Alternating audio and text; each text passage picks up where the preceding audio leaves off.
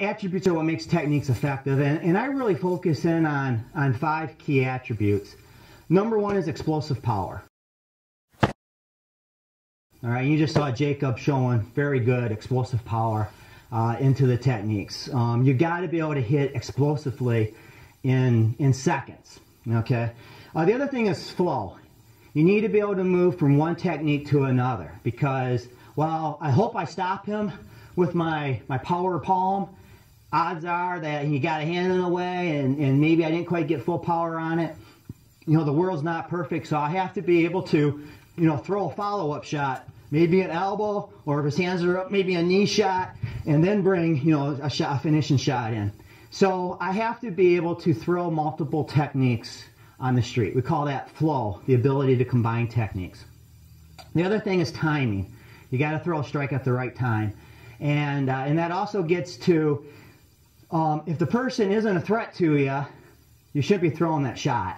You should be doing other stuff. And then if the person is a threat, yeah, then we go into combat mode and we take care of business. So timing also gets into, there's a time to use these techniques and a time not to use them. The other attribute we stress is accuracy. To start students off, we aim for the head, you know, head and neck area. That's about a foot target that they can start to hit with some reliability. Once they got better at that, then we start to introduce striking the eye itself, or coming into the windpipe, or coming into some of the knockout targets on the human body. So as their skill level gets better, then I'll start to have them working on hitting smaller targets. So rather than introduce a pressure point knockout target right at the start, which is hard for them in accuracy issues, I just say, you know what, students, hit the head. Hit it hard, but hit the head.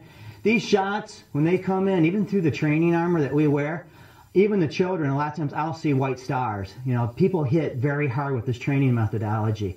They hit me without a helmet, I'm going to be not in a fighting mood, that's for sure. Probably I'll be knocked unconscious. So we start big, power to the head, and then we narrow down over time. That's your accuracy. And then the other attribute that's very important is intention, your penetration. And that kind of we talked about a little bit earlier. Every shot I do, I'm penetrating through. I am not hitting Jacob on the cheek, but I'm hitting, you know, thinking of that far ear. Or picturing hitting the wall behind it and his head just happened to be in the way. We're always picturing going through the target, that intention. And when you get into the knockout points, you will not knock out anybody with the pressure points if you don't have intention and have that penetrating shot. So those are the 5 attributes that I stress.